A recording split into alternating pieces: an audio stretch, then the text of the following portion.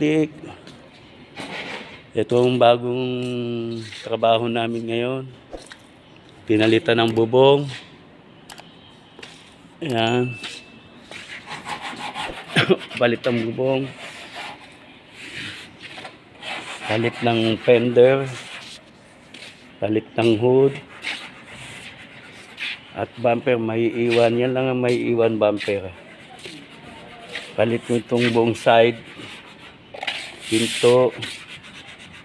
Ayan, pag na-primera na namin yan, saka namin uunahin pintura ng ang loob. Lahat yan na-primera namin. Ayan. Ayan mga kasadik, bago yan. Ito, bago din yung bubong yan. Ayan, lahat yan, bipintura namin yan.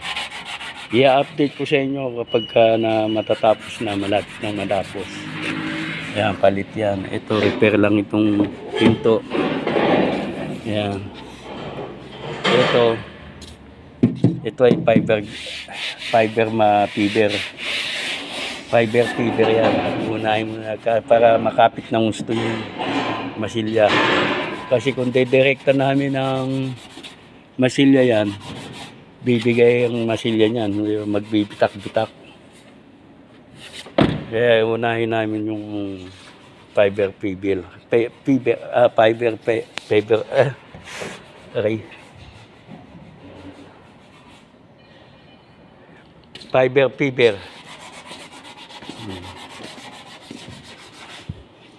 Pasensya na kayo, medyo nabubulol pa ako.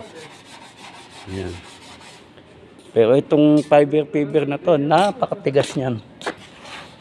Kahit pa pukpukin mo ng pukpukin yan, hindi yan na nawawasak. Yan. Palit lahat yan. Ito, palit din quarter panel, pinto. Yan. Unahin muna namin yung fiber.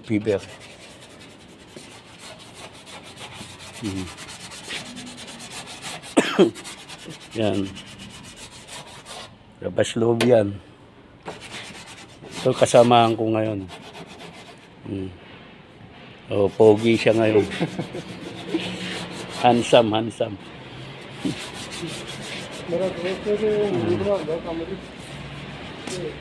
Ada YouTube. Ada YouTube.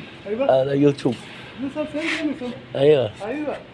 हाँ ला आधा आना मूवी बना आना ayo.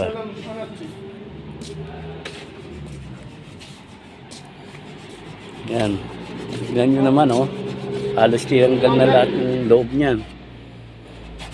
Pag natapos yan, tsaka ko ulit sa inyo ipapag-video. Bago matapos pa rin, pakikita ko pa rin sa inyo kung paano Yan. Ito hindi naman bubuin na yan eh. Yung duktungan lang. Tulad niyan, duktungan lang. Kasi ito, hanggang dito lang eh. Ano lang namin, ipipid out na yan. Yan, pipid out. Hindi na namin bubuin yan. Yung duktungan lang pipinturahan. Yan. Ayan. Ayan, tulad nito. Duktungan lang pipinturahan namin. Yung baba hindi na. Dahil original pa yung baba niya. Ayan.